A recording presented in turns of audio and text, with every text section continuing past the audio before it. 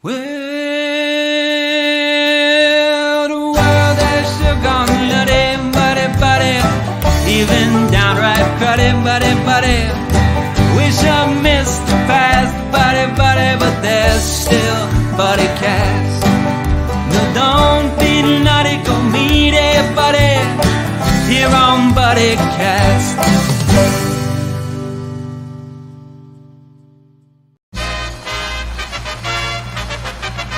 Ladies and gentlemen, please welcome the founder and host of Buddycast, Nick Sorensen.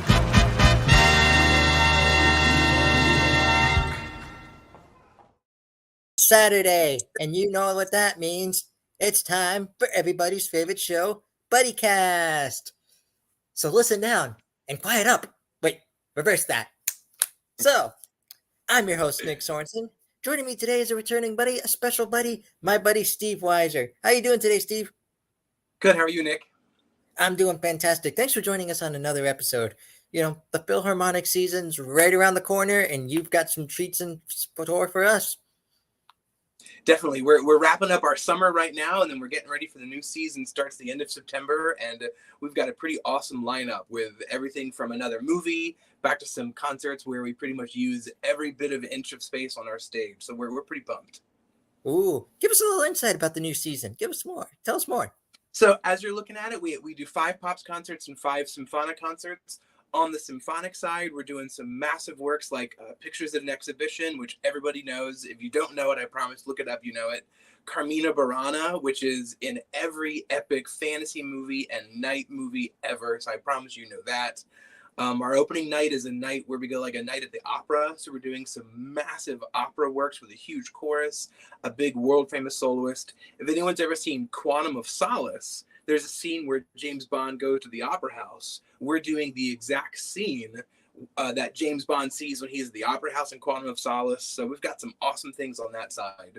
And then on the pop side, we're doing a Broadway concert. We have all local talent doing some really great Broadway hits, Phantom of the Opera, Wicked, Jesus Christ Superstar. We have John Delancey, who played Q in Star Trek, will be hosting a sci-fi fantasy night. So you're literally going to get to hear Q from Star Trek talk about his time on Star Trek as we play music from Star Trek and Star Wars and Interstellar. So that's a really fun one. Our Christmas concert is back, and our film concerts are back with Harry Potter this year. We're doing the first Harry Potter film, the full thing, the full enormous movie screen, and we'll do all the music to Harry Potter while you get to watch the first movie live.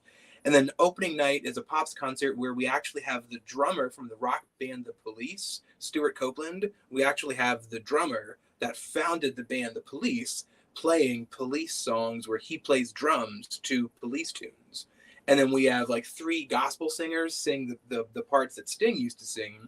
But you're not seeing like a tribute. You're actually seeing Stuart Copeland, who is the guy from The Police, will be on stage the Warner Theater in October. So there's a whole heck of a lot going on. Wow, that sounds all exciting. You know, you have the classic favorites in there, like the holiday concert, which everyone in Erie, Pennsylvania loves. Everyone loves Harry Potter.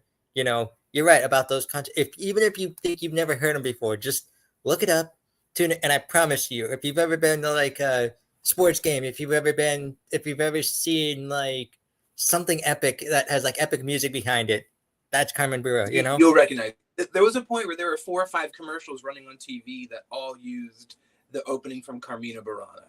Everybody knows it. If you've seen the movie Excalibur, it's in that. It's in parodies of movies like that. Yeah, I promise you know it.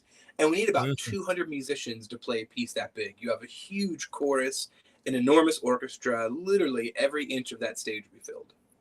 Nice. Now, it all sounds exciting, but what are you most excited for? I'm a drummer, so I'm a trained percussionist. I used to play drums with the Erie Phil. So the fact that Stuart Copeland's going to get to be in my car is pretty cool because I grew up listening to Police albums. Like I taught my drum students how to play his music when I was teaching them how to play Police songs. So the fact that I'm going to get to pick him up from the airport is pretty cool. But I'm also a huge Star Trek nerd. So the fact that I'll also get to have Q in my car is also very cool this year. So either one of the two is pretty hard to pick from. And the fact that Q is very relevant because he was just in the last season of Picard it's even cooler. So I got to talk to him on the phone, and like he picks up and he just sounds like Q on a phone. It was awesome. It was really cool. So those two are my most excited ones. Nice. You know what? I'm kind of thinking you need to start your own podcast, like celebrity, or like the Philharmonic in the car or something. We've had some great, because whenever when a guest artist comes to town, we have to pick them up at the airport, but then we always take them to a school to do like an educational visit. So you always have this like 15-minute 20 car ride from the Sheraton to whatever school we're going to. And you get to learn all about these artists in like 20-minute snippets in a car ride. And some of their stories are phenomenal. So it's true. There'd be a lot there. Mm-hmm. Hey, send them our way. We'll get those stories, Exactly. So you mentioned it earlier. You're having Harry Potter in the film series come up. So it looks like you're continuing this trend. You started this recently. What made you choose Harry Potter? I think we wanted to start another trilogy. We wanted to kind of get another collection of movies we could come back to. We know it's John Williams music, and it's absolutely epic. And it's one of just the more popular concerts we can do because we know it's going to help us keep bringing in younger and new audience members. And that's one of the biggest things we always want to do is we want to keep growing our audience base.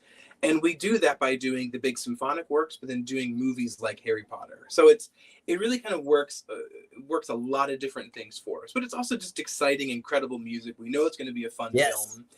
And then we know we at least then have a couple more Harry Potters we can look at doing. I promise for the Star Wars fans, we will come back and wrap up Jedi. We're not going to leave Han hanging in carbonite at the end of Empire Strikes Back. We will come back and do Jedi. I'd say most likely next season we'll do Jedi and then maybe one other film that year. So we might go back to 2 movies that following year after that. But the films are great. The films are here to stay, and they're fun. Mm-hmm. Hey, if you ever get Rocky in there, I will be front row. They actually just made Rocky available this past year. You actually can do it. It's interesting. So let me know when that happens. I'll be the first person. Like you'll be okay. Tickets released at midnight. Me at 11:59. So what else? Are there any new additions to the Philharmonic this year? Anything new and exciting that we can look forward to along with these shows? I think the one fun thing we did is our Pops concerts have become so popular. We've had to add a second performance. So every one of our Pops concerts now have a Sunday afternoon matinee, which we've never done before, where you can either come Saturday night at 8 p.m. or come Sunday at 3 p.m. And we've never turned that into like a new subscription series. So you can choose to buy a ticket to all 5 of those 3 p.m. concerts. You'll save a ton of money, but because it's a new concert, you'll have access to seats you normally wouldn't have availability for. Like if you wanted a front row balcony seat for our 8 p.m. concert, you'd have to wait 30 years to get that seat because those seats will never ever be released. But the Sunday matinee at 3 p.m., all of the seats are open because it's a new performance. So that we're really excited to see how that brings in new audience members that maybe don't like coming out late at night. If they have families that don't like going to see a concert at 8 o'clock at night, or people coming from maybe like Meadville or a little bit further away, that 3 p.m. Sunday option is great because you can do the concert 3 to 5 and then get home before it's too late. So that we're really excited to see how that brings in more new audience members. And the fact that we get to do all of those concerts twice is pretty awesome. Mm-hmm. Or even like I know a lot of people do like the night around Erie, they'll have dinner, then go to the concert. Now you can go to the concert, then go to dinner, Exactly. No, it's perfect. So we'll see. Every Pops concert is a Saturday night and a Sunday afternoon. So we're really excited for that. Mm-hmm. And is there, correct me if I'm wrong, but is there an option to have like a season pass to purchase for the entire season? Because it sounds really exciting. Yep. So we keep it simple. We have 5 options. Our season's broken up into the Pops concerts and the classical concerts. So you can buy a ticket to all 10 concerts. You can buy a ticket to the Pops or the Symphonics, 5 of one or 5 of the other. And then we have 2 flexible options. One where you can pick your own 5 concerts, whatever 5 you want. And then the ultimate flexibility is called our Flex 4. And that basically is like pre-purchasing single tickets. So if you want to go see 4 things or maybe just 2 things, using 2 tickets to each, You purchase that, you get a little bit of a discount because it's cheaper than the tickets, and you have access to tickets before everybody else does. So a lot of times, if people don't know they want to commit to all 10 concerts, they'll get a Flex 4 pass, because then they can go, all right, I want to go 2 tickets to that concert and 2 tickets to that concert. And you'll save $10-15 just by doing that. And you'll get access to the seats early. So our season passes are always discounted, and the new subscribers always save an extra 10% just to kind of thank you for giving us a shot. Wonderful. And with that Flex 4 pack, can they use them like, does it have to be 2 and 2, or can they use like, can it be one person using all 4? Yep. It could be literally just can be one person using. Yep. Awesome. Yeah. Or 4 people in one concert. Sweet. Yep. I like that flexibility you really option. could. And it's just because sometimes people necessarily don't know what their schedule is going to be too far in advance, and this at least lets you save money, and you can redeem those as late as you need to. So on the day of a concert, you can give it a shot and come redeem them. Wonderful. What are some other good benefits about being a season ticket holder? You get the same seat for every concert with our full and our symphonic and your pops. You get the same seat no matter what. And once you hold on to that seat is yours forever, as long as you keep renewing. So that's how some of our people have a front row balcony seat, is they've had that seat since 1982. And they're just going to keep sitting in that seat. So that's really a prime example. Is once somebody gets an aisle or a really, really good seat, that seat is theirs forever. So you definitely save money. You get early access to single tickets and other things, but you get that same seat. The flexible options, you don't get to keep the same seat year to year because it's hard to figure out what concert you're going to pick, but you still get discounted rates and early access to other tickets and special events and things like that. Love it. And you mentioned it earlier as well, the holiday concerts come back. Tell us about that. So our special guest this year is Melinda Doolittle. She was one of the top 3 finalists on American Idol in the 16th season. So I think that was about 2007 or 8. She was one of the top 3 finalists. She was Simon Cowell's pick that year, but she didn't end up winning. But she was Simon's choice. So she'll be joining us. Again, her name's Melinda Doolittle. And then we have all of our choruses involved. So you have the Erie Phil chorus, the junior chorus, the youth chorale. We'll have dancers from the Mercyhurst University Dance Department doing things from Nutcracker again. So it really is, it's a smorgasbord. You'll have a lot of different things happening with a guest soloist, a bunch of choirs, dancers, Santa, a sing-along. We're kind of pulling out all the stops for this. At least Santa's coming back. That's a great thing, you know? But that sounds phenomenal as well. The minute you said the dancers, I'm like, I wonder if they're doing the Nutcracker. And then you answered my question right off the bat. You know, and it's a great way to just kind of bring so much more of a visual aspect to this concert. We always do great lighting. We move the shell around just to make it look as pretty as possible. But then when you get the dancers and all of the things with the choir, it's a special night. And again, 2 performances, Saturday night for that, and then Sunday afternoon for a second performance. Love it. Now, I got to ask, how's our favorite conductor doing? He's doing good. We actually just had a couple concerts in a row up here over the summer. So he was in Parks 3 days in a row in Corey, Meadville, and Northeast, conducting an outdoor kids concert, a family concert. So we saw about 2,400 people in 3 days doing these concerts. So he was busy doing that. And then he spends about a month or 3 weeks at Lakeside, Chautauqua, which is in Ohio. So he runs a music festival there. So when he's not with Erie, he is in a lot of other places. He travels internationally a lot and conducts overseas, and he conducts the Pittsburgh Symphony a lot. So he's a hard man to track down, but he's doing really well. He's excited for the films this year. He's excited to meet Stuart Copeland and Q, just like I am. We're both nerds and not afraid of it. So we know where our priorities are. So I know he's really looking forward to it. He's excited to see how well our season pass sales have gone so far, because it just shows how excited Erie is to come back and see us again next year. Mm-hmm. That's one thing I love about the Philharmonic. Quality people like him, but the fact that we have all this entertainment, all of this, all these opportunities right in our own backyard. There's no it's true. A lot of other cities and orchestras do not have the ticket sales and the success. They don't have the audience that Erie does. Their audiences are not coming out to see performances like they are here. And I think that's a testament to how awesome the people of Erie are, that they Mm-hmm. know how special it is. There's so many options, like you said, and people like to get out and do stuff.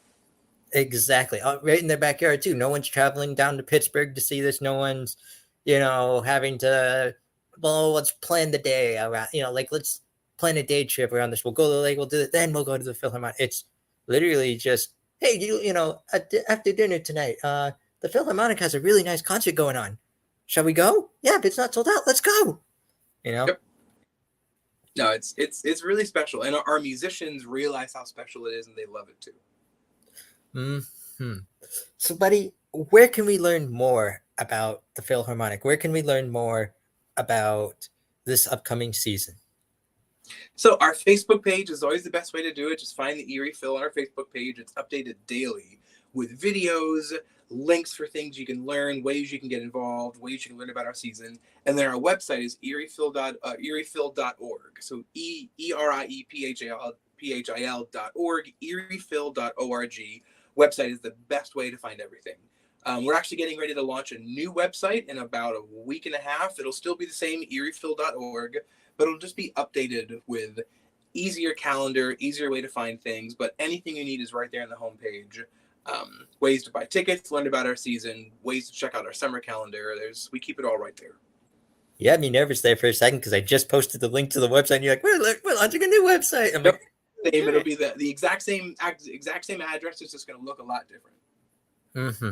Now, buddy, refresh my memory. I can't recall. Did I ask you how you and Daniel, or how the conductor Daniel came to be last time we interviewed? Like how he found the Philharmonic? I'm not really sure. I can get the quick version is I moved here in 2012 to run the Erie Chamber Orchestra when that was still a thing that existed at Gannon. So I was hired to be the general manager of that. And when I was here running the chamber orchestra, I was actually playing in the orchestra with the Erie Phil as a percussionist. So I got to play on stage with Daniel in the orchestra. And then about 3 years later in 2015, the Erie Phil hired me to become the executive director. And I think Daniel's been here since about 2008. He was one of 5 candidates that was selected back then. And he's now the longest tenured conductor in Erie Phil history, which is pretty cool that gets to happen while we're here with them. Mm-hmm. More history right in our own backyard, Right, exactly. So, buddy, last time I got 2 more questions for you to make this an official Buddycast. Last time you were on, I asked you, what does it mean to be someone's buddy? This time I'm going to ask you, why do you think buddies are so important nowadays? I think in this crazy world that we're still living in, all still recovering from COVID and sort of learning to deal with new challenges every day, whether it's like we had to move a concert inside 2 weeks ago because of smoke. That's never happened. So I think as the world keeps changing and growing and not necessarily becoming less scary, I think buddies are more important than ever to just be support systems to help people get through the good times and the bad times. And that I think is the important thing about a buddy is that they're not there just for the good times. They're there for the times you need them in the bad times. So, and undying support would be what that is. Love it. Absolutely love that answer. Now, buddy, we've come to what's called the Ultimate Buddycast Buddy Question. I'm going to ask for some advice again, but this time I want your advice to any new goers out there, to anyone, because we have buddies from all over. We have buddies from different cities, different states, different countries, you name it. And there are buddies that have maybe never have heard about the Philharmonic before, but are watching this episode saying, this all sounds fantastic. If I ever can make a trip up to Erie, Pennsylvania, I want to go to this. I want to make this happen. What's your advice to all the new goers out there? What's your advice to new season ticket holders and to anyone out there who is experiencing the Erie Philharmonic next season for the first time? I think just come and let yourself be taken over by the experience of seeing a concert with 2,200 people side by side with you. That's something that only a live concert experience can offer you. Even hearing music like in really good headphones or a huge speaker system that knocks you over, that's fun and that can be loud. But getting to hear a massive piece of music or getting to watch Harry Potter surrounded by 2,200 people, that concert that happens that night is the only time in the history of the world that concert is going to happen just like that. And you were there for that. When you were there and you bought your ticket and you experienced that concert will never be replicated ever again. And you were there to experience that moment. Just remember that. Remember how special and transient those moments are, and just enjoy every second of it. Absolutely love the advice. Well, Buddy, thank you for joining us for another episode of Buddycast. I can't wait to see what the season has in store for us. I can't wait. I was excited before, but now I'm amped up. Now I'm ready. Now I am saving for some of these concerts. So thank you for coming back on Buddycast. Thanks. It was my pleasure, and we'll hope to see you there. Yes, you're always welcome back on the show. You're an official buddy. You know that. So if you ever need help with anything, you know where to find us. Awesome. Thank you. And Buddy, I have one more favor before we end the show. I asked you this last time. I'm going to ask again. Whatever you do today, tomorrow, next week, next month, even next year, promise me you're going to go out and be someone's buddy. I promise. Easy. Hey, for all my buddies out there, this is my buddy Steve Weiser. Please check out the Erie Philharmonic. Please attend a show. You won't regret it. I'm your host, Nick Sorensen. Thank you for joining us on another episode of everybody's favorite show. Well, the days are going fast, buddy, we've got to make them last, buddy, before they've all gone past, buddy, tune in to Buddycast. But don't feel none, it could make it, buddy, here on Buddycast.